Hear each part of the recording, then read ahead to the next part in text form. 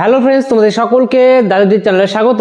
আজকে আলোচনা করব ক্লাস 11 সেকেন্ড সেমিস্টার পলিটিক্যাল সায়েন্সের তোমাদের যে ষষ্ঠ অধ্যায়টি আছে নির্বাচন ও প্রতিনিধিত্ব, এই অধ্যায়ের কিন্তু আজকে ক্লাস করাবো। ঠিক আছে, দেখো আজকের ক্লাসেই কিন্তু তোমাদের এই ষষ্ঠ অধ্যায়টি কমপ্লিট করে দেব। তোমাদের এই ষষ্ঠ অধ্যায়ে দুটি মাত্র টপিক আছে। একটা হচ্ছে first past the post system অর্থাৎ এফপিটিপি ব্যবস্থা, আর একটা হচ্ছে নির্বাচন কমিশন। ঠিক আছে, ইলেকশন কমিশন অফ ইন্ডিয়া, এর সম্পর্কে আমরা আজকে আলোচনা করব। তাহলে ক্লাসটা একটু বড় হতে পারে, তোমরা কিন্তু ধৈর্য সহকারে দেখবে, বা আজকে একদিনে না শেষ করতে পারো। আজকে এই first past the post system এটা দেখলে নেক্সট দিন তোমরা ইলেকশন কমিশন অফ ইন্ডিয়া এর গঠন কার্যাবলী দেখে নিও। ঠিক আছে, তাহলে দেখো তোমাদের এই অধ্যায় থেকে কিন্তু 2 মার্কসের একটি কোশ্চেন আসবে আর একটা 4 মার্কসের কোশ্চেন আসবে। ঠিক আছে, টোটাল কিন্তু 6 মার্কস। এর জন্য তোমাদের এই অধ্যায়টি ভালো করে পড়তে হবে। তাহলে তোমাদের দেখো যে এখানে এই এফপিটিপি এই পদ্ধতির বৈশিষ্ট্য তোমাদের জানতে হবে। আর তার আগে বুঝে নাও যে এই first past the post system, যেটাকে শর্টে বলা যায় এফপিটিপি, এটা কি।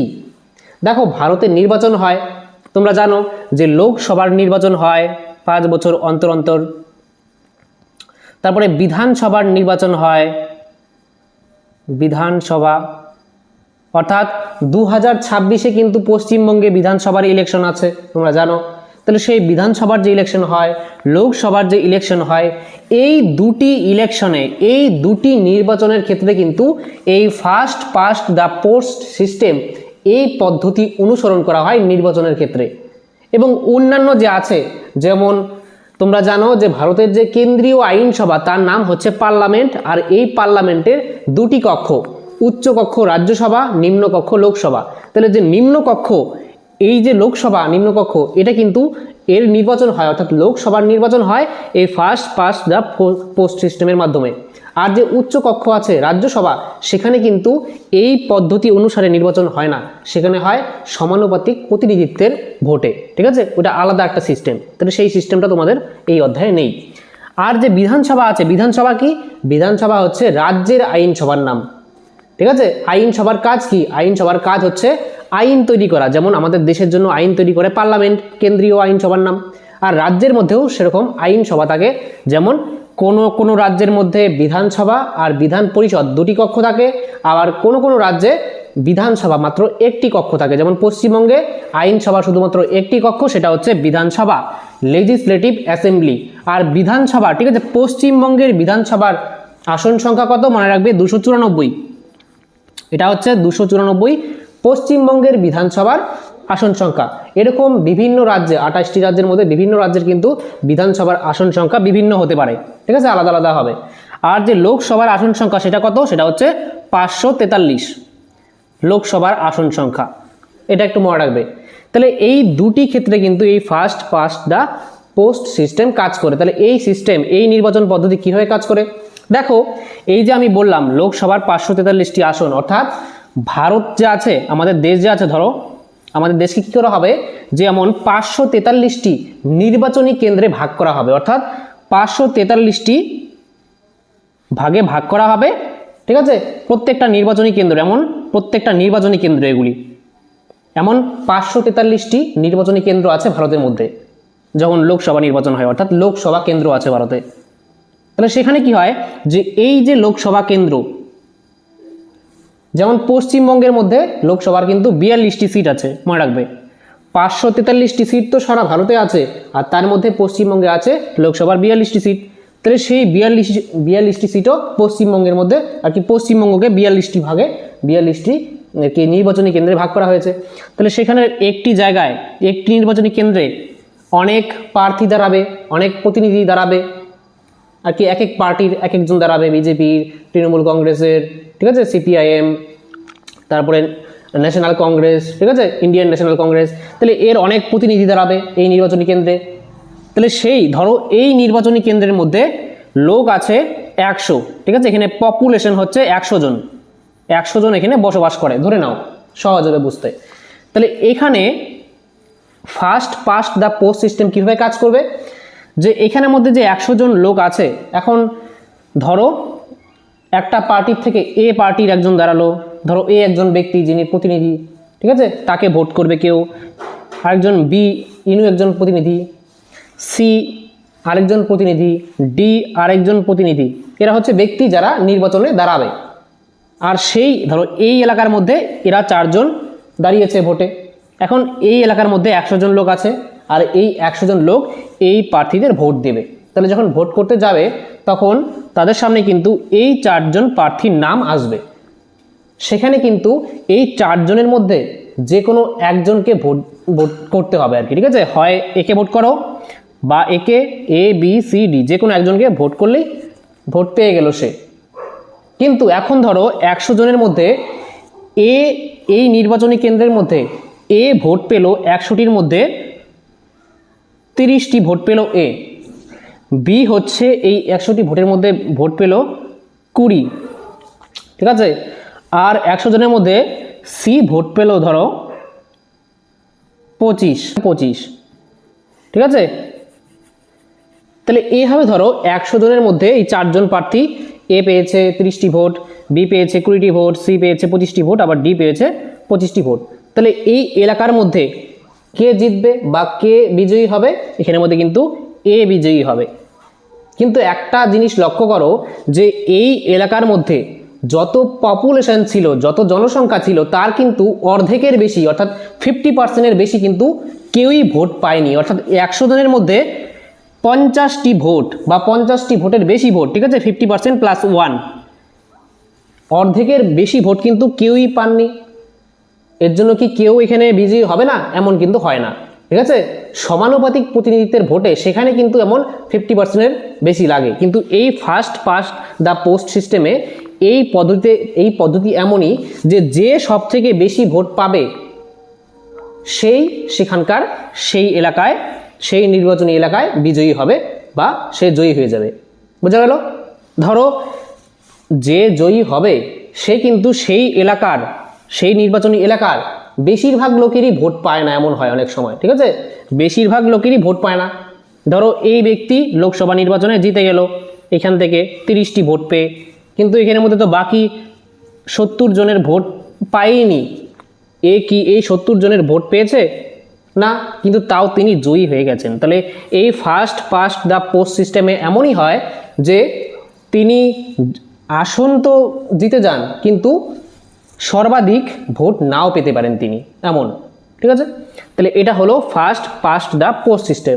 আর কি বলা যায় যে প্রথমে কোনো একটা পোস্ট, ধরো এটা একটা পোস্ট, যে প্রথমে অতিক্রম করে ফেলে, বুঝা গেল, যে সব থেকে বেশি ভোট পেয়ে যায় সেই সেখানে জয়ী হয়ে যায়। এটাই হচ্ছে সিম্পল কথায় first past the post system. বোঝা গেল? তাহলে এবার দেখব যে এই যে first past the post system, এই পদ্ধতির বৈশিষ্ট্য। ভারতে লোকসভা নির্বাচনে আর বিধানসভা নির্বাচনে কিন্তু এই পদ্ধতি অনুসরণ করা হয়। কিন্তু আরেকটা কথা মনে রাখবে যে ভারতে যে রাষ্ট্রপতি নির্বাচন হয়, উপরাষ্ট্রপতি নির্বাচন হয়, রাজ্যসভার যে নির্বাচন হয় এবং বিধান পরিষদের যে নির্বাচন হয়, সেখানে কিন্তু এই first past the post system গ্রহণ করা হয় না।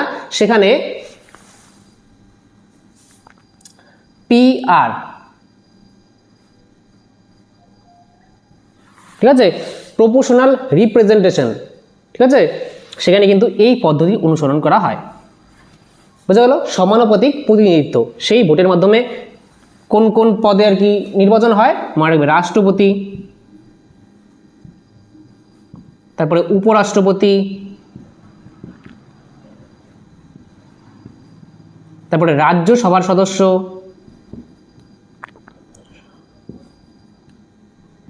আর হচ্ছে বিধান পরিষদের সদস্য, বিধান পরিষদের সদস্য। তাহলে এই যে চারটি ক্ষেত্রে, রাষ্ট্রপতি, উপরাষ্ট্রপতি, রাজ্যসভার সদস্য আর বিধান পরিষদের সদস্য, এই চারটি ক্ষেত্রে কিন্তু এই PR, প্রপোর্শনাল রিপ্রেজেন্টেশন, এই পদ্ধতি অর্থাৎ সমানুপাতিক প্রতিনিধিত্ব, ঠিক আছে, বাংলায় বললে সমানুপাতিক প্রতিনিধিত্ব, এই পদ্ধতিতে কিন্তু নির্বাচিত হন রাষ্ট্রপতি, উপরাষ্ট্রপতি আর রাজ্যসভার সদস্য। এখন রাজ্যসভা কি তোমরা জানো যে আমাদের কেন্দ্রীয় আইনসভার নাম পার্লামেন্ট বা সংসদ, আর তার দুটি কক্ষ হয়, একটা উচ্চ কক্ষ রাজ্যসভা, একটা নিম্ন কক্ষ লোকসভা। তাহলে লোকসভার নির্বাচন তো এই পদ্ধতির মাধ্যমে হয়, কিন্তু যে উচ্চ কক্ষ আছে রাজ্যসভা, তার নির্বাচন এই সমানুপাতিক প্রতিনিধিত্ব এই পদ্ধতিতে হয়। আর যে বিধান পরিষদের সদস্য, অর্থাৎ বিধান পরিষদ কোথায় থাকে? রাজ্যের। আমাদের আর কি ভারতে টোটাল 28টি রাজ্য আছে, সেই 28টি রাজ্যের মধ্যে টোটাল 6টি রাজ্যের মধ্যে কিন্তু দ্বিকক্ষ বিশিষ্ট আইনসভা রয়েছে। এমনিতে রাজ্যের আইনসভা বিধানসভাই থাকে, কিন্তু 6টি রাজ্যে বিধানসভাও আছে, বিধান পরিষদও আছে। তাহলে সেই যেই রাজ্যের মধ্যে বিধান পরিষদ আছে তার সদস্যরা কিন্তু এই পদ্ধতিতে নির্বাচিত হয়ে আসেন। আর যে বিধানসভা আছে সেখানে সদস্যরা এই first past the post system এই পদ্ধতি অনুসরণ করে নির্বাচিত হন। বোঝা গেল? তাহলে এই 2026-এ যে ভোটটা হবে, ইলেকশন হবে পশ্চিমবঙ্গে, সেখানে কিন্তু এই first past the post system এই আর কি পদ্ধতি অনুসরণ করেই নির্বাচন কন্ডাক্ট করবে। আর কে কন্ডাক্ট করে সেটা মনে রাখবে, এই লোকসভা নির্বাচন আর বিধানসভা নির্বাচন এটা কে কন্ডাক্ট করে? ইলেকশন কমিশন অফ ইন্ডিয়া, ঠিক আছে? ভারতের নির্বাচন কমিশন, ভারতের নির্বাচন কমিশন, ঠিক আছে, যেটাকে ECI বলে, ইলেকশন কমিশন অফ ইন্ডিয়া। ঠিক আছে, এর সম্পর্কে আলোচনা করব। এটা আলোচনা করার পরে তোমাদের এই টপিকটি আলোচনা করব যে ভারতের নির্বাচন কমিশনের গঠন, তারপরে কার্যাবলী, সেখানে আরও বিস্তারিত আলোচনা করব। তাহলে মনে রাখবে শুধু যে ভারতের যে নির্বাচন কমিশন আছে এটা একটা সাংবিধানিক সংস্থা, কনস্টিটিউশনাল বডি, যাকে দায়িত্ব দেওয়া হয়েছে যে নির্বাচন ব্যবস্থা কন্ডাক্ট করার জন্য, অর্থাৎ পরিচালনা করার জন্য। বোঝা গেল? এবার দেখো যে PFPTP পদ্ধতির বৈশিষ্ট্য, অর্থাৎ এই ফুল ফর্মটা তোমাদের কিন্তু কোশ্চেনে এভাবেই দিয়ে দিবে। ধরো যে FPTP পদ্ধতির বৈশিষ্ট্যগুলি সংক্ষেপে আলোচনা করো। 4 মার্কসেরও আসতে পারে বা 2 মার্কসেরও আসতে পারে। 4 মার্কসের আসলে 4টি পয়েন্ট দিয়ে লিখবে, আর 2 মার্কসের আসলে 2টি পয়েন্ট দিয়ে লিখবে। আমি 4টি পয়েন্ট দিয়ে বুঝিয়ে দিচ্ছি। দেখো, ফার্স্ট হচ্ছে নির্বাচন এলাকা বিভক্তকরণ। তাহলে এই যে পদ্ধতি first past the post system, এর একটি বৈশিষ্ট্যই হচ্ছে যে নির্বাচন এলাকা বিভক্তকরণ। অর্থাৎ আমাদের ভারতে কিন্তু কি আছে, যে নির্বাচন এলাকা বিভক্ত করা হয়। যেমন লোকসভার 543টি সিট আছে, তাহলে ভারতকে টোটাল 543টি নির্বাচনী কেন্দ্রে ভাগ করা হয়েছে। বুঝা গেল? আর প্রত্যেকটি নির্বাচনী কেন্দ্র থেকে একজন করে প্রতিনিধি নির্বাচিত হয়ে আসবেন। নেক্সট হচ্ছে একক সদস্যের নির্বাচনী এলাকা। তাহলে এখানে একক সদস্য অর্থাৎ একটা নির্বাচনী এলাকা থেকে শুধুমাত্র কিন্তু একজনই বিজয়ী হয়ে আসবেন। ঠিক আছে, এমন না যে একটি নির্বাচনী কেন্দ্র তার থেকে দুজন জিতে আসবেন, এমন কিন্তু নয়। ঠিক আছে, এর জন্য একক সদস্যের নির্বাচনী এলাকা, অর্থাৎ একটা নির্বাচনী এলাকা থেকে একজনই নির্বাচিত হতে পারবেন। নেক্সট দেখো, এক ব্যক্তি এক ভোট। তাহলে এই ব্যবস্থার, ঠিক আছে, এই যে পদ্ধতি, এই পদ্ধতির আরেকটা বৈশিষ্ট্য হচ্ছে যে এক ব্যক্তি এক ভোট, অর্থাৎ একজন ব্যক্তির একটাই ভোট। এমন না যে একই জাতি, ধর্ম, বর্ণ, লিঙ্গ ইত্যাদি নির্বিশেষে এক একজনের ভোট আলাদা হবে। প্রত্যেকের ভোট সমান, ধনী হোক গরিব হোক, যে ধর্মেরই হোক, সবার ভোটের মূল্য কিন্তু সমান, অর্থাৎ এক ব্যক্তি এক ভোট। ঠিক আছে, নেক্সট হচ্ছে, কিন্তু দেখবে যখন এই সমানুপাতিক প্রতিনিধিত্ব, এই যে পদ্ধতিটা আলাদা একটা পদ্ধতি যার মাধ্যমে এই ক্ষেত্রে নির্বাচন হয়, এখানে কিন্তু এক ব্যক্তির এক ভোট নয়, সমান নয়। কিন্তু যখন এখানে নির্বাচন হয় রাষ্ট্রপতি উপরাষ্ট্রপতি, সেখানে কিন্তু MP MLA তাদের ভোট কিন্তু আলাদা আলাদা হয়, ভোট মূল্য। ঠিক আছে, সেটা এখন আলোচনা করছি না, শুধু এখন এটা দেখো। তারপরে নেক্সট বৈশিষ্ট্য হচ্ছে সংখ্যাগরিষ্ঠ ভোটের প্রয়োজন নেই। তাহলে এই পদ্ধতি অনুসরণ করলে তাকে সংখ্যাগরিষ্ঠ ভোটের প্রয়োজন নেই। সংখ্যাগরিষ্ঠ ভোট মানে কি?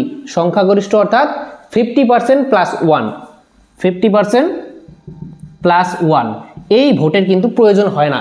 এই যে এখানে যে আমি বললাম, ধরো এই নির্বাচনী কেন্দ্র, এখানে 4 জন প্রার্থী দাঁড়িয়েছিল বিভিন্ন পার্টি থেকে, এই ব্যক্তি 30টি ভোট পায় 100 জনের মধ্যে, এই ব্যক্তি 20টি ভোট পায়, এই ব্যক্তি 25, এই ব্যক্তি 25। তাহলে এখানে কি কেউ 50%-এর বেশি ভোট পেয়েছে? অর্থাৎ 100-র 50% হচ্ছে 50, অর্থাৎ 50-এর এক বেশি অর্থাৎ 51। কেউ কি এখানে 51টি ভোট পেয়েছে? পায়নি। কিন্তু তাও কিন্তু এই ব্যক্তি যে 30টি ভোট পেয়েছে সেই এখানে বিজয়ী হয়েছে। এটাই বলা হয়েছে এখানে যে এই ব্যবস্থার মাধ্যমে, এই system first past the post system, এর মাধ্যমে কিন্তু 50% + 1 অর্থাৎ সংখ্যাগরিষ্ঠ ভোটের কোনো প্রয়োজন হয় না এখানে যে বেশি ভোট পেয়ে যায় সেই জিতে যায়। এবার দেখো যে সুবিধা, তোমাদের এই কোশ্চেনটাও আসতে পারে যে এই এফপিটিপি, ঠিক আছে, এফপিটিপি পদ্ধতির সুবিধা উল্লেখ করো, 4 মার্কসেরও বা 2 মার্কসের যেভাবে কিছু আসতে পারে। তাহলে আমি 4টি পয়েন্ট দিয়ে বুঝিয়ে দিচ্ছি এই ব্যবস্থার সুবিধা কি। ফার্স্ট সুবিধা হচ্ছে যে সরল নির্বাচন পদ্ধতি। এই পদ্ধতি একদম সরল, সবাই বুঝে যায়, তাই না, এমন কোনো ঝামেলা নেই। একটা এলাকার মধ্যে যে সবচেয়ে বেশি ভোট পাবে সেই বিজয়ী হয়ে যাবে, আর সেক্ষেত্রে গণনা খুব সহজ হয়, আর সেই গণনা যেহেতু খুব সহজ হয় তার জন্য ফলাফল ঘোষণা খুব তাড়াতাড়ি করা যায়। তাহলে এটা একটা সুবিধা, তাহলে এর জন্য এটা একটা বলা যায় সুবিধা। নেক্সট হচ্ছে ভোটারদের কাছে বোধগম্য। ভোটারদের অর্থাৎ সেই নির্বাচনী এলাকায় যেই 100 জন ছিল তারা খুব সহজেই বুঝতে পারবে সেই ব্যবস্থা সম্পর্কে, অর্থাৎ একজন ব্যক্তিকে যদি এই ব্যবস্থা সম্পর্কে বোঝানো হয় খুব কম সময়ে সে বুঝে যাবে, তাই না। তাহলে যেহেতু ভোটারদের কাছে এই ব্যবস্থাটা অতটা জটিল নয়, খুব সহজ বোধগম্য, তার জন্য এটা একটা সুবিধা। নেক্সট হচ্ছে দ্রুত ফলাফল ঘোষণা সম্ভব, তাই না। সব থেকে বেশি কে ভোট পেয়েছে, এ পেয়েছে, এটা একটা দ্রুত ফলাফল ঘোষণা যায়, এটা একটা সুবিধা বলা যায়। নেক্সট হচ্ছে স্থিতিশীল সরকার গঠনে সহায়ক।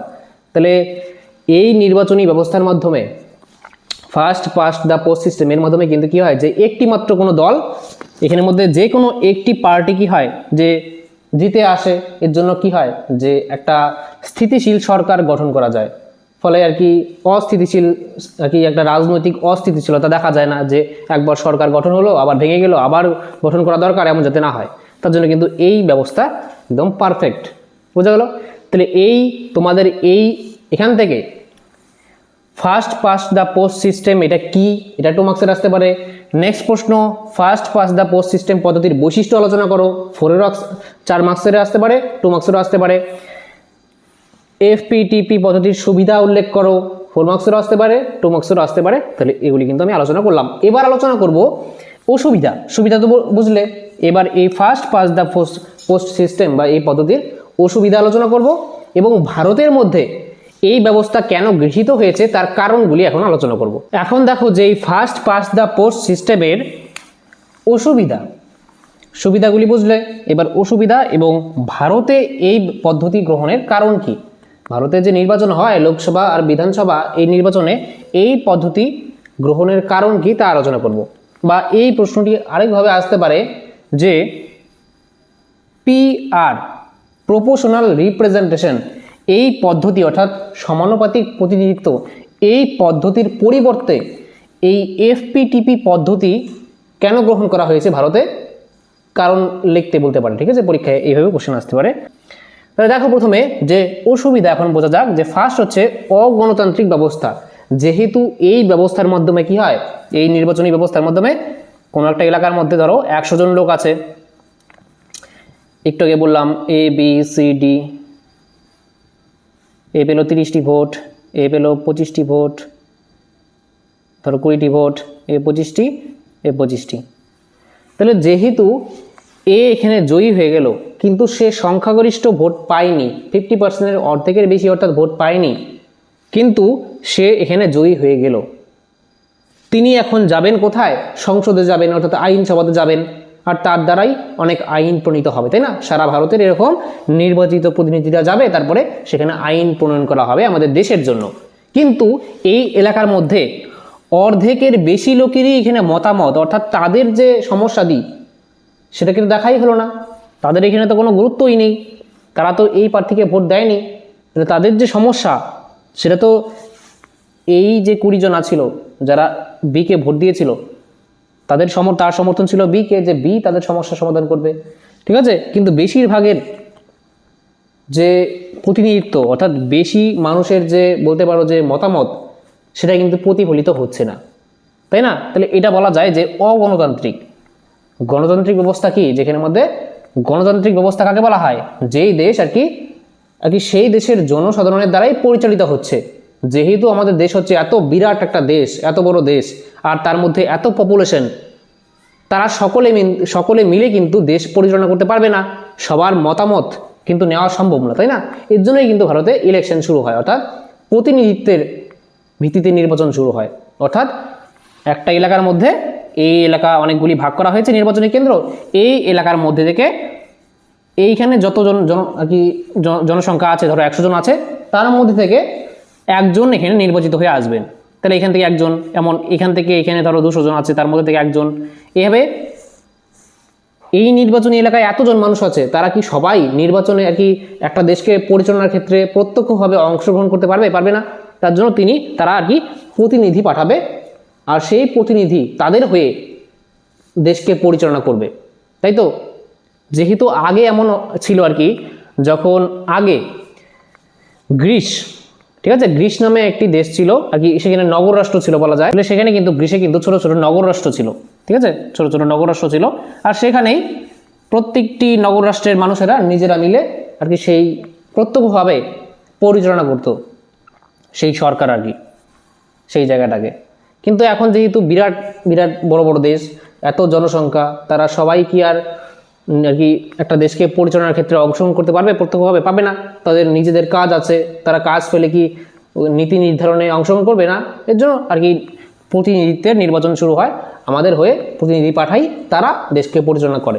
কিন্তু এখানে এটি একটা অগণতান্ত্রিক ব্যবস্থা, যে এখানের মধ্যে বেশিরভাগ মানুষেরই মতামত যাচ্ছে না সংসদে। মাত্র 30 জন একে ভোট দিয়েছিল, এ জয়ী হয়ে চলে গেল সংসদে, সেখানে আইন প্রণয়ন করবে। তাহলে বাকি লোকের যে এখানের মধ্যে 100 জনের মধ্যে 70 জনেরই মতামত সেখানে পৌঁছাবে না, এমন আর কি। এটা একটা অগণতান্ত্রিক অবস্থা, এটা একটা অসুবিধা।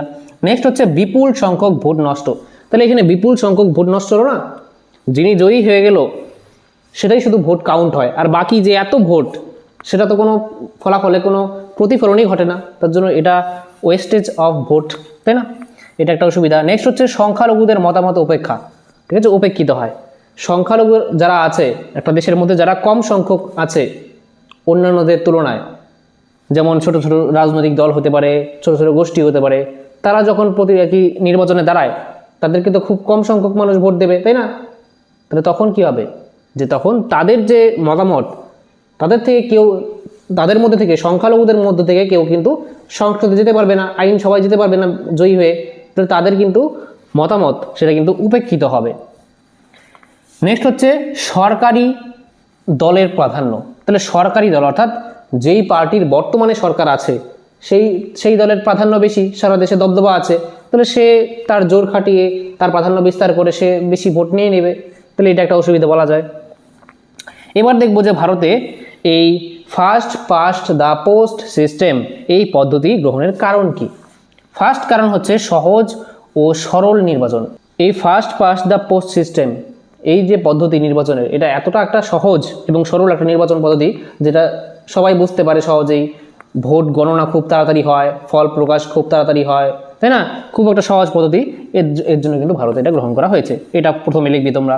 তারপরে লিখবে যে ব্রিটিশ শাসনকালীন অভিজ্ঞতা। যেহেতু ভারতে ব্রিটিশ প্রায় 200 বছর শাসন করেছিল, আর সেই ব্রিটিশরাও কিন্তু এই পদ্ধতি অনুসরণ করেই নির্বাচন কন্ডাক্ট করতো, তাহলে তার অভিজ্ঞতা অনুসরণ করে ভারতেও এখন এটা আর কি করা হয়, ঠিক আছে? নেক্সট হচ্ছে স্থায়ী সরকার গঠনে উপযোগী। যেহেতু একটা নির্বাচনী কেন্দ্রের মধ্যে যে বেশি পেয়ে গেল ভোট, সেই নির্বাচিত হয়ে চলে গেল, তাই না? অতটা জটিলতা নেই।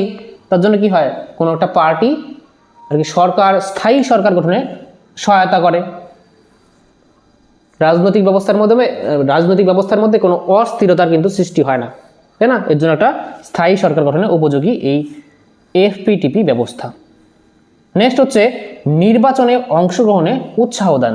যেহেতু এই first past the post system খুব সহজ একটা পদ্ধতি, মানুষেরা নির্বাচনী কেন্দ্রে যেখানে ভোট হবে সেখানে যাবে, সেখানের মধ্যে ABCD এমন সেখানে থাকবে পার্টি, যেই পার্টিকে তার ভোট দানের ইচ্ছা সেই পার্টিকে দিয়ে দেবে, আর সেই এলাকার মধ্যে যে সবচেয়ে বেশি ভোট পাবে সেই বিজয়ী হয়ে যাবে, তাই না? একদম সহজ পদ্ধতি, যে কেউ বুঝতে পারে। তাহলে এর দ্বারা মানুষ কি হয়, যে ভোটদানে উৎসাহী হয়, তাই না? তাহলে এটা একটা কাজ। কিন্তু যদি এমন হতো যে ভোটের যে প্রক্রিয়াটা, নির্বাচন প্রক্রিয়াটা এমন একটা জটিল প্রক্রিয়া হয়ে যেত, কোনো সাধারণ মানুষ বুঝতেই পারতো না, তাহলে তারা অতটা উৎসাহিত বোধ করতো না। নির্বাচন কেমন করে হয় তাই জানে না, তাহলে ভোট দিয়ে কী লাভ হবে, তাই না? তাহলে যেহেতু এটা খুব বোধগম্য, নির্বাচন খুব সহজ সরল হয়, তার জন্য কিন্তু সাধারণ মানুষেরাও ভোটদানে অংশগ্রহণে কিন্তু উৎসাহ পায়। তাহলে এটা একটা বলতে পারো কারণ ভারতের মধ্যে এই FPTP, first past the post system গ্রহণের। বোঝা গেল? তাহলে এই হয়ে গেল আজকে first past the post system এ সম্পর্কে সমস্ত বিস্তারিত আলোচনা। তাহলে এটাও কিন্তু তোমাদের 2 মার্কসের বা 4 মার্কসের আসতে পারে, এটাও তোমাদের 2 মার্কসের বা 4 মার্কসের আসতে পারে। এবার আমরা আলোচনা করব হচ্ছে তোমাদের ইলেকশন কমিশন অফ ইন্ডিয়া, অর্থাৎ ভারতের নির্বাচন কমিশন, এর গঠন, এর কার্যাবলী সমস্ত বিস্তারিত আলোচনা করব। তাহলে তোমরা ক্লাসটি দেখতে থাকো। আজকে আলোচনা করব নির্বাচন কমিশন সম্পর্কে, অর্থাৎ ইলেকশন কমিশন সম্পর্কে। যে আমাদের দেশ হচ্ছে বিশ্বের মধ্যে সব থেকে বড় হচ্ছে একটা গণতান্ত্রিক দেশ, ঠিক আছে? গণতান্ত্রিক দেশ অর্থাৎ জনগণের হাতে কিন্তু সর্বাধিক ক্ষমতা থাকে। তাহলে আমরা যে ভোট দেই সেটা হচ্ছে আমাদের একটা গণতান্ত্রিক অধিকার, তাই তো? তাহলে একটা গণতান্ত্রিক দেশের মধ্যে আমাদের ভোটাধিকার আছে, তাই তো? জনগণের ভোটাধিকার আছে। তাহলে সেই যে আমরা ভোট দেই, তাহলে আমাদের ভারতে লোকসভা নির্বাচন হয়, পঞ্চায়েত নির্বাচন হয়, তারপরে বিধানসভার নির্বাচন হয়। তাহলে এই যে নির্বাচন হয়, এই নির্বাচনটা কে পরিচালনা করে? তার জন্য কিন্তু ভারতে ইলেকশন কমিশন থাকে, অর্থাৎ নির্বাচন কমিশন থাকে। তাহলে সেটার সম্পর্কে আজকে আলোচনা করব, যে এটার কাজ কি, এটার গঠন কি, অর্থাৎ কম্পোজিশন কি, সমস্ত বিস্তারিত আলোচনা করব, ঠিক আছে? তাহলে ভিডিওটি শেষ পর্যন্ত দেখবে। তাহলে আজকের আলোচনার বিষয় হচ্ছে নির্বাচন কমিশন।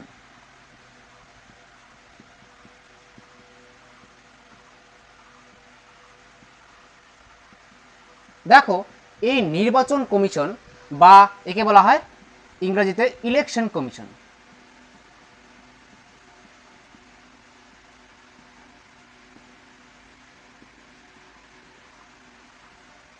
তাহলে এই ইলেকশন কমিশনের সম্পর্কে তোমাদের জানতে হবে যে ভারতের সংবিধানের 324 থেকে 329 নম্বর আর্টিকেলের মধ্যে কিন্তু এই নির্বাচন কমিশনের সম্পর্কে দেওয়া আছে। আর এই যে আর্টিকেলটা, এটা ভারতের সংবিধানের পার্ট নম্বর 15-এ, ঠিক আছে? পার্ট 15-এ কিন্তু দেওয়া আছে। আমি আগের ক্লাসে যে আলোচনা করেছিলাম সেটা বলেছিলাম যে ইউপিএসসি অর্থাৎ ইউনিয়ন পাবলিক সার্ভিস কমিশন, সেই ইউপিএসসি কিন্তু ভারতের সংবিধানের 315 থেকে 323 নম্বর আর্টিকেলে দেওয়া ছিল, তাই তো? আর সেটা ছিল পার্ট নম্বর 14-এ, পার্ট নম্বর 14-এ। তাহলে ভারতের সংবিধানে কিন্তু টোটাল 25টি পার্ট আছে, আর প্রত্যেকটি পার্টের মধ্যে কিছু কিছু আর্টিকেল আছে। তাহলে সেই 25টি পার্টের মধ্যে আগের ভিডিওতে আলোচনা করেছিলাম ইউপিএসসি সম্পর্কে, আর সেটা ছিল 315 থেকে 323 নম্বর আর্টিকেলে, সেটা ছিল 14 নম্বর পার্টে। তাহলে 14 নম্বর পার্টের পরে এখন আজকে যেটা আলোচনা করবো সেটা হচ্ছে 15 নম্বর পার্ট, অর্থাৎ অধ্যায় নম্বর, বাংলাতে বললে অধ্যায় 15, 15 নম্বর অধ্যায়। সেখানের মধ্যে আছে 323 নম্বর আর্টিকেলের পরে 324 থেকে 329 নম্বর আর্টিকেল। বোঝা গেল যে ইউপিএসসি সম্পর্কে 14 নম্বর অধ্যায়ের 315 থেকে 323 নম্বর আর্টিকেলে আলোচনা করেছি, সেটা আগের ভিডিওতে আলোচনা করেছি। আর আজকে যেটা আলোচনা করব সেটা হচ্ছে 324 থেকে 329 নম্বর আর্টিকেলের মধ্যে পার্ট 14-এ, পার্ট 15-এ ভারতের সংবিধানে দেওয়া আছে এই নির্বাচন কমিশন সম্পর্কে। বোঝা গেল? এতটুকু বুঝলে? তাহলে একটা কোশ্চেন এসে যায় যে নির্বাচন কমিশন অর্থাৎ ইলেকশন কমিশন বা ইলেকশন কমিশন অফ ইন্ডিয়া, এর সম্পর্কে ভারতের সংবিধানের কত নম্বর আর্টিকেলে দেওয়া আছে? ঠিক আছে, কত নম্বর আর্টিকেলে প্রভিশন দেওয়া আছে? তাহলে উত্তর হবে 324 নম্বর আর্টিকেলে টিক করে আসবে, ঠিক আছে? তাহলে কোশ্চেন এসে যায় যে কত নম্বর আর্টিকেলে যে ইলেকশন কমিশন বা নির্বাচন কমিশন সম্পর্কে দেওয়া আছে? তাহলে উত্তর হবে 324 নম্বর আর্টিকেলে, ঠিক আছে? তাহলে এখন দেখো যে এই ইলেকশন কমিশনের গঠনটা কিরকম, অর্থাৎ কম্পোজিশন, এর গঠন, অর্থাৎ এই ইলেকশন কমিশনের মধ্যে কারা কারা থাকে। দেখো, যখন ভারতে এই ইলেকশন কমিশন গঠিত হয়, তাহলে ডেটটা মনে রাখবে যে ভারতের ইলেকশন কমিশন গঠিত হয় 1950 সালের 25শে জানুয়ারি, ঠিক আছে? এই দিন কিন্তু ভারতে এই নির্বাচন কমিশন গঠিত হয়, সেটা হচ্ছে ইলেকশন কমিশন অফ ইন্ডিয়া। ভারতের যে নির্বাচন কমিশন অর্থাৎ ECI, election commission of India, এটা গঠিত হয় হচ্ছে এই 1950 সালের 25শে জানুয়ারি। আর এই 25শে জানুয়ারির পরের দিন অর্থাৎ 26শে জানুয়ারিতে কি হয়, যে ভারতের সংবিধান কার্যকর হয়। আর সেদিন আমরা কি পালন করি, যে রিপাবলিক ডে অর্থাৎ প্রজাতন্ত্র দিবস পালন করি। তাহলে আমাদের দেশে প্রজাতন্ত্র দিবস যেদিন পালন হয়েছিল অর্থাৎ 26শে জানুয়ারি 1950-এর, তার আগের দিন অর্থাৎ 25শে জানুয়ারি কিন্তু এই নির্বাচন কমিশন অর্থাৎ ইলেকশন কমিশন অফ ইন্ডিয়া গঠিত হয়েছিল। ডেটটা মনে রাখবে। আর একটা কথা মনে রাখবে যে ভারতে সর্বপ্রথম কবে লোকসভা নির্বাচন অনুষ্ঠিত হয়, তাহলে মনে রাখবে যে লোকসভা নির্বাচন প্রথম লোকসভা নির্বাচন, শর্টকাটে লিখছি লোকসভা ইলেকশন। লোকসভা ইলেকশন কবে হয় মনে রাখবে 1951 টু 1952। ঠিক আছে, তাহলে এতটুকু তোমরা লিখে নিতে পারো বা নোট করে রাখতে পারো যে 1950 সালের 25শে জানুয়ারি ভারতের যে ইসিআই অর্থাৎ ইলেকশন কমিশন অফ ইন্ডিয়া এটা গঠিত হয়েছিল, এবং প্রথম যে লোকসভা নির্বাচন সেটা কবে অনুষ্ঠিত হয় 1951 থেকে 1952 মধ্যে। এখন দেখো গঠন, দেখো এই যে ইলেকশন কমিশন এর মধ্যে কিন্তু আগে একজন মাত্র সদস্য ছিল, অর্থাৎ একজনই কিন্তু ইলেকশন কমিশনার ছিল, কিন্তু বর্তমানে কিন্তু সেটা দাঁড়িয়েছে এখন বর্তমানে যে এই ইলেকশন কমিশন অফ ইন্ডিয়াতে সদস্য আছে সেটা হচ্ছে তিনজন। তিনজন কারা কারা? তিনজনের মধ্যে একজন হচ্ছে chief election commissioner, chief election commissioner, তাহলে একজন হয়ে গেল চিফ ইলেকশন কমিশনার, প্লাস দুজন হয়ে গেল other election commissioners, others election commissioners. বোঝা গেল? তাহলে বর্তমানে যদি কোশ্চেন আসে যে ভারতের নির্বাচন কমিশনে বর্তমানে কতজন সদস্য আছে, মনে রাখবে তিনজন সদস্য আছে। একজন হয়ে গেল চিফ ইলেকশন কমিশনার, অর্থাৎ বাংলাতে বললে এটাকে বলা হয় বাংলাতে মুখ্য নির্বাচন কমিশনার, মুখ্য নির্বাচন কমিশনার। তাহলে একজন তো হয়ে গেল, একজন মুখ্য নির্বাচন কমিশনার, আর প্লাস দুজন হয়ে গেল আদার্স ইলেকশন কমিশনার, এবং দুজন অন্যান্য দুজন ইলেকশন কমিশনার বা নির্বাচন কমিশনার।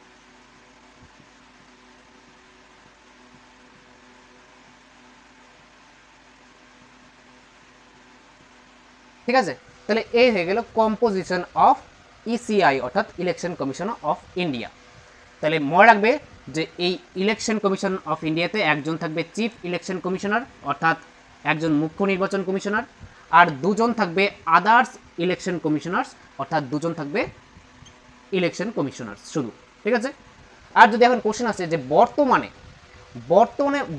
যে ভারতের ইলেকশন কমিশন অফ ইন্ডিয়া তাতে এখন মুখ্য নির্বাচন কমিশনার কে আছেন, মনে রাখবে যে রাজীব কুমার বর্তমানে কিন্তু মুখ্য নির্বাচন কমিশনার আছে। আরেকটা কোশ্চেন এসে যায় যে ভারতের প্রথম মুখ্য নির্বাচন কমিশনার কে ছিল, তাহলে মনে রাখবে সুকুমার সেন ভারতের প্রথম চিফ ইলেকশন কমিশনার। ঠিক আছে, সিইসি অর্থাৎ চিফ ইলেকশন কমিশনার কে ছিলেন? সুকুমার সেন।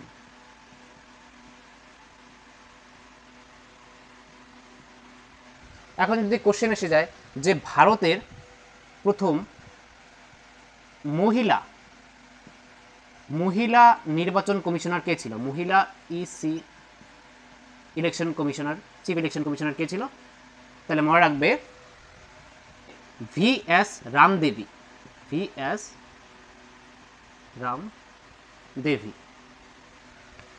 তাহলে ভারতের বর্তমানে মুখ্য নির্বাচন কমিশনার আছেন রাজীব কুমার, আর ভারতের প্রথম ইলেকশন কমিশন আর কি চিফ ইলেকশন কমিশনার, আগে কিন্তু এই ইলেকশন কমিশন অফ ইন্ডিয়া এতে একজনই সদস্য ছিল, তার জন্য তখন এই যে একজন সদস্য ছিল তার নাম হচ্ছে প্রথম election commissioner chief election commissioner, তিনি হচ্ছেন সুকুমার সেন। আর প্রথম মহিলা যদি কোশ্চেন এসে যায় যে প্রথম মহিলা চিফ ইলেকশন কমিশনার অর্থাৎ প্রথম মহিলা মুখ্য নির্বাচন কমিশনার কে ছিল, তাহলে উত্তর হয়ে যাবে VS রামদেবী। এটা মনে রাখবে বা এটা তোমরা নোট করে রাখতে পারো।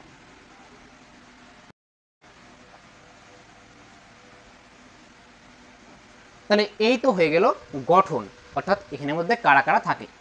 এবার দেখব নিয়োগ।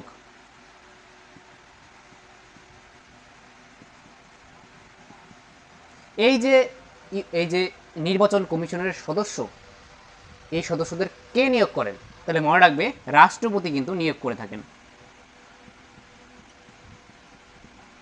আগে যে পড়েছিলাম যে ইউপিএসসি অর্থাৎ ইউনিয়ন পাবলিক সার্ভিস কমিশন, সেখানেও কিন্তু তাদের সেই সদস্যদেরও কিন্তু রাষ্ট্রপতি নিয়োগ করে থাকেন। এখানেও সেম, যে নির্বাচন কমিশনের যে 3 জন সদস্য থাকে তাদেরকে রাষ্ট্রপতি কিন্তু নিয়োগ করে থাকেন। এখন হচ্ছে কার্যকাল, কত বছর এই সদস্যদের কার্যকাল? এই যে নির্বাচন কমিশনের মধ্যে 3 জন সদস্য থাকে, একজন মুখ্য নির্বাচন কমিশনার এবং 2 জন অন্যান্য নির্বাচন কমিশনার, তাদের কার্যকাল হচ্ছে 6 বছর বা 65 বছর। ভারতের সংবিধানে কিন্তু এই ব্যাপারে যে টার্ম কত বছর হবে এই সদস্যদের সেটা কিন্তু বলা নেই, ঠিক আছে? এটা পার্লামেন্ট ঠিক করেছে যে হয় 6 বছর, না হয় 65 বছর, যেটা আগে পূর্ণ হয়ে যাবে কোনো সদস্যদের তাকে রিটায়ারমেন্ট নিতে হবে, ঠিক আছে? তাহলে এরপরে হচ্ছে অপসারণ। এই যে নির্বাচন কমিশনের সদস্য তাদেরকে কীভাবে অপসারণ করা যায়? আগে দেখো, যদি কোনো সদস্য নিজের ইচ্ছায়, ধরো কোনো সদস্য নিজের ইচ্ছায় আর কি পদত্যাগ করতে চাচ্ছে, তাহলে সে যে পদত্যাগ পত্রটা সেটা মনে রাখবে যে পদত্যাগ পত্র সেটা রাষ্ট্রপতির কাছে পাঠাবেন, ঠিক আছে? আর এখন এছাড়াও ইলেকশন কমিশনের যে সদস্যরা 3 জন সদস্য থাকে তাদেরকে কিন্তু মনে রাখবে যে মুখ্য নির্বাচন কমিশনার থাকে, অর্থাৎ চিফ ইলেকশন কমিশনার, তাকে কিভাবে অপসারণ করা যায়? মনে রাখবে যে তাকে এভাবেই আর কি তাকে অপসারণ করা যায় যেভাবে সুপ্রিম কোর্টের প্রধান বিচারপতি তাকে অপসারণ করা যায়। সেম পদ্ধতিতে কিন্তু এই চিফ ইলেকশন কমিশনারকে আর কি পদচ্যুত করা যায়, আর সেই পদ্ধতিটার নাম হচ্ছে ইমপিচমেন্ট পদ্ধতি।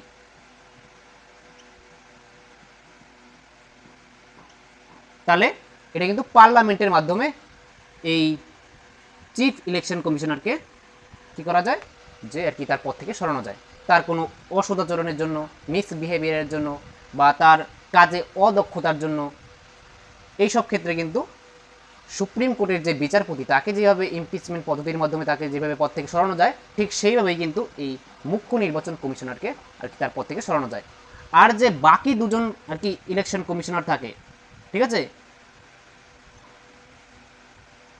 আদার্স যে ইলেকশন কমিশনার থাকে তাদেরকে কীভাবে অপসারণ করা যায়? মনে রাখবে, যদি চিফ ইলেকশন কমিশনার রাষ্ট্রপতিকে পরামর্শ দেয় যে এই আদার্স যে 2 জন ইলেকশন কমিশনার আছে তাদেরকে পদচ্যুত করা হোক, তাহলে কিন্তু এই চিফ ইলেকশন কমিশনার অর্থাৎ মুখ্য নির্বাচন কমিশনারের পরামর্শ অনুযায়ী রাষ্ট্রপতি কিন্তু এই 2 জন নির্বাচন কমিশনারকে অপসারিত করতে পারেন। তাহলে এই হলো অপসারণ।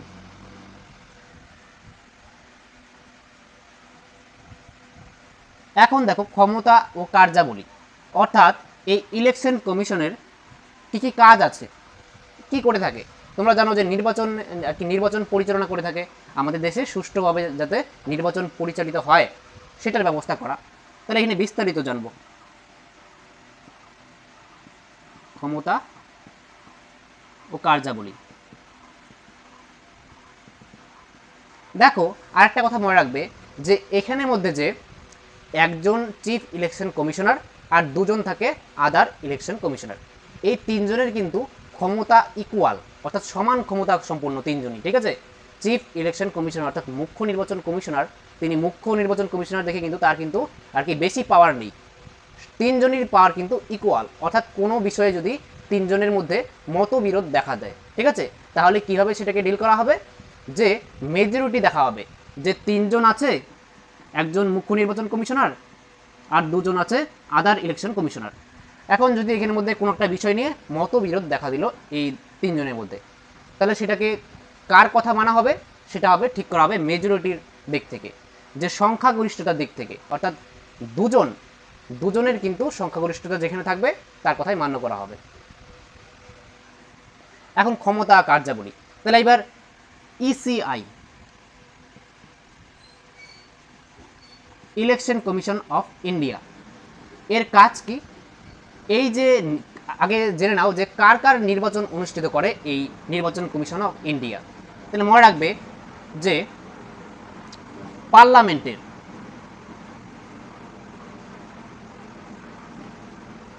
পার্লামেন্টের নির্বাচন করে এই election commission of India. ECI, ঠিক আছে। একটা হয়ে গেল পার্লামেন্ট। দ্বিতীয় হয়ে যাবে রাষ্ট্রপতির কার্যালয়।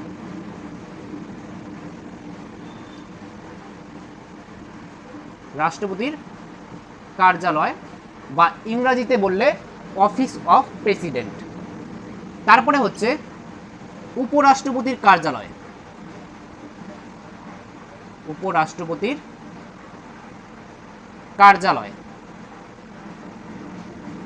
আর একটা হচ্ছে এই উপরাষ্ট্রপতির কার্যালয় অর্থাৎ অফিস অফ ভাইস প্রেসিডেন্ট। আর হচ্ছে রাজ্য আইনসভার, রাজ্য আইনসভা। এই রাজ্য আইনসভার নির্বাচন করারও দায়িত্ব কিন্তু এই ইসিআই অর্থাৎ ইলেকশন কমিশন অফ ইন্ডিয়া, অর্থাৎ বাংলাতে বললে ভারতের নির্বাচন কমিশনার, ঠিক আছে, ভারতের নির্বাচন কমিশন, ভারতের নির্বাচন কমিশন, ঠিক আছে। তাহলে এই ভারতের নির্বাচন কমিশন বা ECI election commission of India এর কাজ হচ্ছে পার্লামেন্টে নির্বাচন অনুষ্ঠিত করা, রাজ্য আইনসভার নির্বাচন অনুষ্ঠিত করা, রাষ্ট্রপতির কার্যালয় অর্থাৎ অফিস অফ প্রেসিডেন্টের আর কি যে নির্বাচন সেটা অনুষ্ঠিত করা, আর হচ্ছে উপরাষ্ট্রপতি অর্থাৎ উপরাষ্ট্রপতির কার্যালয় অর্থাৎ vice president, office of vice president, তার যে নির্বাচন অনুষ্ঠিত করা সেটা হচ্ছে এই ইসিআই অর্থাৎ ভারতের নির্বাচন কমিশনের কাজ। এই পার্লামেন্টের যে নির্বাচন অনুষ্ঠিত করে, এই পার্লামেন্টের কিন্তু দুটা কক্ষ আছে। একটা হচ্ছে রাজ্যসভা, শর্টকাটে লিখলাম RS রাজ্যসভা, আর একটা হচ্ছে লোকসভা। এই পার্লামেন্ট বলতে কিন্তু রাজ্যসভা এবং লোকসভা এই দুটারই কিন্তু নির্বাচন অনুষ্ঠিত করে এই ইলেকশন কমিশন অফ ইন্ডিয়া বা ভারতের নির্বাচন কমিশন, ঠিক আছে। বর্তমানে লোকসভা নির্বাচন চলছে তোমরা জানো, ঠিক আছে। তাহলে বর্তমানে যে 7টা ফেজে ইলেকশন আর কি চলবে সেটা কে কন্ডাক্ট করছে, সেটাই এই ভারতের নির্বাচন কমিশন, ঠিক আছে। এই লোকসভার বর্তমানে যে লোকসভা নির্বাচন চলছে সেটা কিন্তু এই ইসিআই অর্থাৎ ভারতের নির্বাচন কমিশনই আর কি পরিচালনা করছে। তারপর হচ্ছে রাজ্য আইনসভা। রাজ্য আইনসভার যে এখন রাজ্য আইনসভা কোনটা, বিধানসভা এবং বিধান পরিষদ মনে রাখবে। এখানের মধ্যেও একটা হচ্ছে বিধানসভা, একটা হচ্ছে বিধান পরিষদ,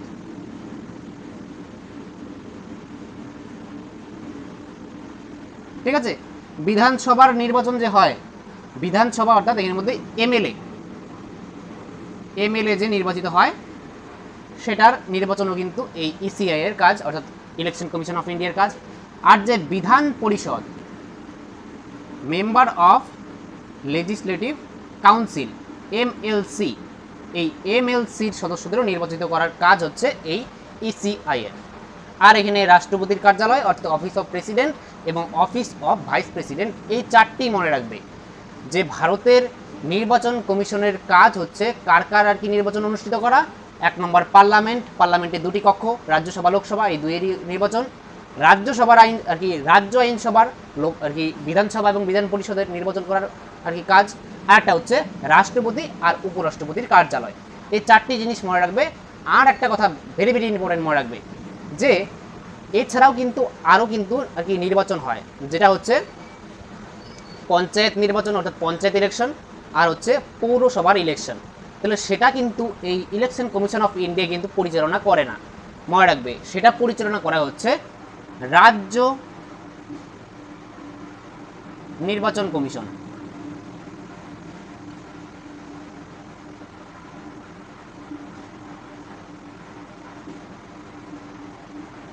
এই যে রাজ্য নির্বাচন কমিশন আছে তার দায়িত্ব হচ্ছে পঞ্চায়েত ইলেকশন, পঞ্চায়েত ইলেকশন আর হচ্ছে পৌর ইলেকশন, পৌরসভার যে ইলেকশন সেটা অনুষ্ঠিত করা, ঠিক আছে। তাহলে পঞ্চায়েত যে ইলেকশন হয় অর্থাৎ পঞ্চায়েতে 3টা স্তর থাকে। গ্রামীণ স্তরের যে স্বায়ত্তশাসন ব্যবস্থা সেটা হচ্ছে পঞ্চায়েত রাজ ব্যবস্থা, আর তার মধ্যে 3টা স্তর থাকে গ্রাম পঞ্চায়েত, পঞ্চায়েত সমিতি আর জেলা পরিষদ। এই 3টার একসঙ্গে যে নির্বাচন হয় 5 বছর অন্তর অন্তর সেটা কিন্তু রাজ্য নির্বাচন কমিশন কিন্তু পরিচালিত হয় তার দ্বারা। এই ভারতের নির্বাচন কমিশন অর্থাৎ ইলেকশন কমিশন অফ ইন্ডিয়া দ্বারা কিন্তু এই পঞ্চায়েত ইলেকশন হয় না, এটা মনে রাখবে। আর হচ্ছে পৌরসভার যে ইলেকশন অর্থাৎ মিউনিসিপ্যালিটি, শহরের যে আর কি স্বায়ত্তশাসন ব্যবস্থা অর্থাৎ লোকাল সেলফ গভর্নমেন্ট, তা হচ্ছে এই মিউনিসিপ্যালিটি বা পৌরসভা, এর যে নির্বাচন হয় সেটাও কিন্তু রাজ্য নির্বাচন কমিশনার অর্থাৎ স্টেট ইলেকশন কমিশন তার দ্বারা কিন্তু নির্বাচিত হয়, তার দ্বারা কিন্তু পরিচালিত হয় এর এই যে দুটি ইলেকশন।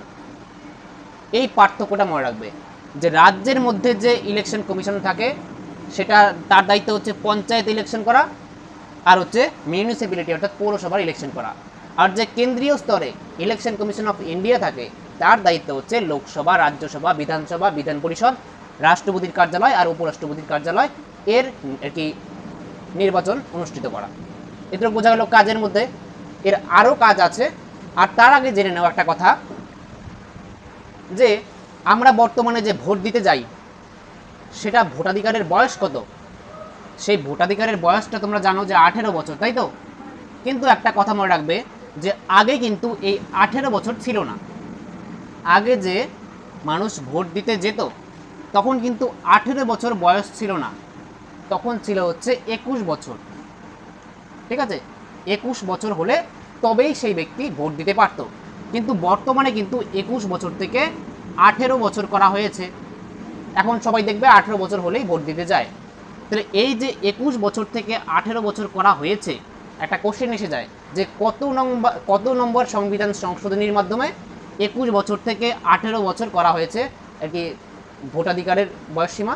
মনে রাখবে যে 61 অর্থাৎ 61তম 61st অ্যামেন্ডমেন্ট অ্যাক্ট।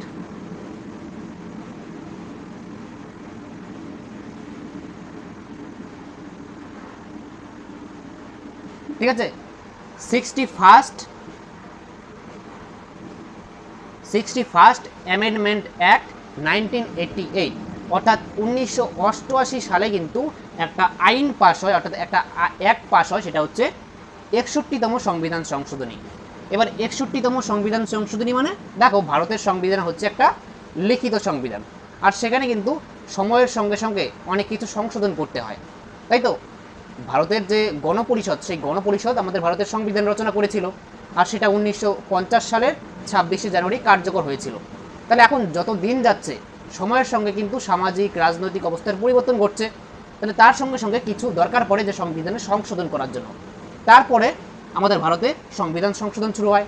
তাহলে এইভাবে ফার্স্ট সংবিধান সংশোধনী হয়, মানে প্রথম সংবিধান সংশোধনী হয়, মানে প্রথমবার সংবিধান সংশোধনী করে কি আর কি পরিবর্তন করা হয়। এভাবে 1, 2, 3, 4 এভাবে করতে করতে 61 নম্বর, মানে 61 নম্বর যখন 61 বারের বার যখন ভারতের সংবিধান আর কি পরিবর্তন করতে হয়, একটু সংশোধন করতে হয়, তখন কি করা হয় যে 21 বছর থেকে 18 বছরে আর কি বয়স সীমা দেওয়া হয় ভোটাধিকারের। আর সেটা করা হয় 1988 সালে। ডেটটাও মনে রাখবে আর কি তারিখটাও মনে রাখবে যে 1988 সাল থেকে ভারতে 18 বছর বয়সে কিন্তু মানুষ ভোট দিতে পারে। আর সংবিধান সংশোধনীটাও মনে রাখবে 61তম সংবিধান সংশোধনী বা 61st অ্যামেন্ডমেন্ট অ্যাক্ট। বোঝা গেল? এবার কতগুলি ক্ষমতা ও কার্যাবলী দেখে নিই আর কি এই ইলেকশন কমিশন অফ ইন্ডিয়ার কী কী ক্ষমতা ও কার্যাবলী আছে। ঠিক আছে, প্রথমে এখানে লিখে দিচ্ছি, তারপরে এক এক করে আলোচনা করছি। এখন দেখো এই নির্বাচন কমিশনের কী কী কাজ আছে অর্থাৎ ক্ষমতা ও কার্যাবলী আছে তা দেখবো। হ্যাঁ, এখানে টোটাল 5টি পয়েন্ট নিয়ে আলোচনা করব। আর তার আগে কী কী আর কি একটা কাজের মধ্যে তো বলেই দিলাম যে কার কার নির্বাচন অনুষ্ঠিত করে এটা। আর এখন আরও 5টা ক্ষমতা ও কার্যাবলীর মধ্যে দেখবো। দেখো, নির্বাচন কেন্দ্রগুলির সীমা পুনর্নির্দেশ করা। নির্বাচন কেন্দ্রগুলি যে কোথায় কোথায় নির্বাচন হয়, যেমন লোকসভা নির্বাচনে 543টা লোকসভার আর কি লোকসভাতে কতজন সদস্য আছে? লোকসভার সিট সংখ্যা হচ্ছে বর্তমানে 543। তাহলে ভারতকে 543টি লোকসভা কনস্টিটিউয়েন্সিতে অর্থাৎ লোকসভা কেন্দ্রে ভাগ করা হয়েছে। তাহলে দেখো ভারতের কিন্তু আস্তে আস্তে জনসংখ্যা কিন্তু কমছে না, দিন দিন বাড়ছে। তাহলে জনসংখ্যা যত বাড়বে আমাদের ভারতে জনপ্রতিনিধি কিন্তু আর কি লোকসভা আর কি লোক সংখ্যার অর্থাৎ জনসংখ্যার উপর নির্ভর করে আর কি ঠিক করা হয়। যেমন উত্তরপ্রদেশ রাজ্যে সবচেয়ে বেশি জনসংখ্যা, তাই উত্তরপ্রদেশ রাজ্য থেকে সবচেয়ে বেশি লোকসভার সদস্য আছে, অর্থাৎ 80 জন আর কি, 80টি লোকসভার সিট আছে। আর কি পশ্চিমবঙ্গে যেমন 42টি সিট আছে লোকসভার, অর্থাৎ যেই রাজ্যের যত বেশি লোক সংখ্যা সেই রাজ্যের লোকসভার সদস্য অর্থাৎ নির্বাচন কেন্দ্রগুলি আর কি সেখানের মধ্যে নির্বাচন কেন্দ্রগুলির সংখ্যা বেশি। তাহলে এর জন্য কি করা হয়, একটা ডিলিমিটেশন একটা অ্যাক্ট আছে, সেই ডিলিমিটেশন অ্যাক্টের দ্বারা কি করা হয় যে 10 বছর পর পর আর কি জনগণনা হয়, কিন্তু এবছর করোনার জন্য তো হলো না, তাহলে আবার কবে হবে সেটা, এই যে জনগণনা হয় 10 বছর পর পর, সেই জনগণনার পরে কিন্তু আর কি ডিলিমিটেশন অ্যাক্ট অনুযায়ী আবার নতুন করে কি করা হয় যে এই নির্বাচন কেন্দ্রগুলির সীমানা পুনর্নির্দেশ করা হয়। তারপরে 2 নম্বরে হচ্ছে রাজনৈতিক দলগুলিকে স্বীকৃতি দেওয়া। যে কোনো দল কিন্তু গিয়ে নির্বাচনে আর কি অংশগ্রহণ করতে পারবে না, তাকে কি করতে হবে, তাকে রেজিস্টার করতে হবে ইলেকশন কমিশনার অফ ইন্ডিয়ার কাছে, অর্থাৎ নির্বাচন কমিশন যে একটা আছে কমিশন, তার কাছে কিন্তু পার্টিগুলিকে দলগুলিকে রেজিস্টার করতে হবে, না হলে কিন্তু তিনি কি করতে পারবেন না, সেই দলটা আর কি লড়তে পারবেন না নির্বাচনে। তার জন্য কি করে যে রাজনৈতিক দলগুলিকে স্বীকৃতি দেওয়া, অর্থাৎ স্বীকৃতি দেয় এই কমিশন যে হ্যাঁ তুমি একটা রাজনৈতিক দল, ঠিক আছে, সেই দলকে একটা স্বীকৃতি দেয়। তারপরে হচ্ছে রাজনৈতিক দল ও নির্দল প্রার্থীদের নির্বাচনী প্রতীক ঠিক করে। তাহলে যে প্রত্যেকটা দল আছে সেই প্রত্যেকটি দলের কি থাকে, প্রতীক থাকে, কারো পদ্ম ফুল, কারো হাত, কারো কোদাল, বেলচা, ঝাড়ু, হাতি, যে কোনো কিছু থাকতে পারে। তাহলে সেই যে প্রতীকগুলি দেওয়া সেটাও কিন্তু কার কাজ, এই যে সিম্বলগুলি দান করা সেটাও কিন্তু এই ইলেকশন কমিশনের কাজ। কারণ ইলেকশন কমিশন যদি না ঠিক করে দেয়, তাহলে ধরো দুটি পার্টি একই সিম্বল ব্যবহার করছে, তাহলে কি সেটা তো ঠিক না, তাই না? তাহলে ইলেকশন কমিশন সেটা ঠিক করে দেবে যে এক দল যেই চিহ্নটা একবার নিয়ে নিচ্ছে সেই চিহ্নটা তো আর অন্য দলকে দেবে না, তাই তো? তাহলে এই যে নির্বাচনী প্রতীক ঠিক করা সেটাও কিন্তু এই ইলেকশন কমিশনের কাজ। তারপরে হচ্ছে নির্বাচনের আচরণ বিধি নির্ধারণ করা। এর মধ্যে নির্বাচনের আচরণ বিধি নির্ধারণ মানে এই নির্বাচনের আগে, যেমন এখন বর্তমানে লোকসভা নির্বাচন চলছে, তাহলে এই লোকসভা নির্বাচনের আগে বা এই লোকসভা নির্বাচনের মধ্যে কি কি আচরণ, কি কি বিধি, অর্থাৎ প্রত্যেকটি রাজনৈতিক দল এবং যে ভারতের জনগণ তাদের কি কি মান্য করতে হবে এবং কি কি করা যাবে না, তার একটা তালিকা সেটা দিয়ে দেয় ইলেকশন কমিশন। অর্থাৎ কী কী করা যাবে এবং কী কী করা যাবে না এই ইলেকশনের সময়, সেটাই হচ্ছে আচরণবিধি, ঠিক আছে? কী কী আচরণ করা যাবে ইলেকশনের সময়, কী কী আচরণ করা যাবে না, যেমন লোকসভা নির্বাচনের 48 ঘন্টা আগে কিন্তু আর কি নির্বাচনের যে প্রচার সেটা বন্ধ করতে হবে, তারপরে আর যাতে নির্বাচনের প্রচার না হয়। তারপরে হচ্ছে কোনো নির্বাচিত জনপ্রতিনিধি অযোগ্য বিবেচিত হলে এই সুপারিশ রাজ্যপাল বা রাষ্ট্রপতিকে পাঠান। তাহলে ইলেকশন কমিশন কি করে যে কোনো একজন জনপ্রতিনিধি যিনি অযোগ্য বলে যদি বিবেচিত হন, ইলেকশন কমিশনের মতে যদি সেই ব্যক্তি অযোগ্য হয়, তাহলে সেই যে সুপারিশটা সেটা রাজ্যপালকেও পাঠাতে পারে অথবা রাষ্ট্রপতিকেও পাঠাতে পারে। পরে সেই ব্যক্তিকে ডিসকোয়ালিফাই করা হবে নাকি কি করা হবে সেটা পরের ব্যাপার, ঠিক আছে? কিন্তু নির্বাচন কমিশনের এটাই ছিল কাজ। তাহলে আশা করছি তোমরা এটা বুঝতে পেরেছো। তাহলে এই ভিডিওটি কিন্তু তোমরা তোমাদের বন্ধু বান্ধব বা হোয়াটসঅ্যাপ, ফেসবুক সবখানে শেয়ার করতে পারো, কারণ সবার জানা উচিত যে ভারতে যে নির্বাচন হচ্ছে সেটা কে কন্ডাক্ট করছে আর কোন কোন নির্বাচন এই ইলেকশন কমিশনার কন্ডাক্ট করে থাকে, পরিচালনা করে থাকে, এটা কিন্তু সবার জানা দরকার।